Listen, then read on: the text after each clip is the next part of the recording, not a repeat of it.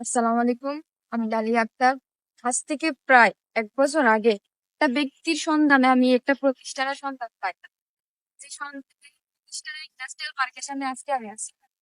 আমি কল্পনাই করতে পারি না একটা মেয়ে হিসাবে যে এটা ইন্ডাস্ট্রিয়াল থেকে একটা দেশে ঘুরতে আসবে। দেখেন, আমাদের অনেকে অনেকে অনেক কিছু বলে পরিবেশ যে মেয়েরা কিছু করতে পারবো না, কিন্তু দেখেন অনেকে অনেক কিছু বলার পরে ওই কথাগুলো উপেক্ষা করে আজকে আমি কি ওই সিদ্ধান্তটা যে অটুট ছিলাম, ওই অটুট থাকার কারণে কিন্তু আজকে আমি একটা এত সুন্দর একটা কি জায়গা আসতে পারছি।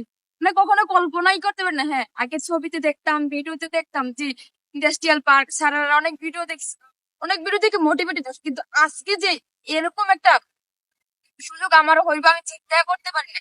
সারা ভিডিওতে যা দেখছি তার চেয়ে মানে বলে যে হাজার গুণ যে আমাদের ইন্ডাস্ট্রিয়াল পার্কে যে আমাদের দেশের পতাকা সহ আছে।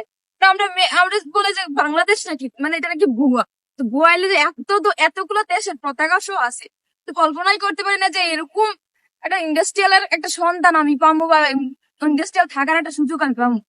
তো আমি মনে করি যে প্রত্যেকটা মেয়েরই মনে ভাগ্য ভাগ্য লাগে আসলে।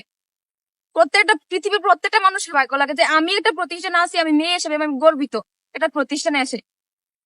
তো বলবো যে সবাই অনেকে অনেক কিছু বলে পরিবার থেকে না করে, যে মেয়েরা কিছু করতে পারবো না, মেয়েরা নাকি শুধু স্বামীর ঘর।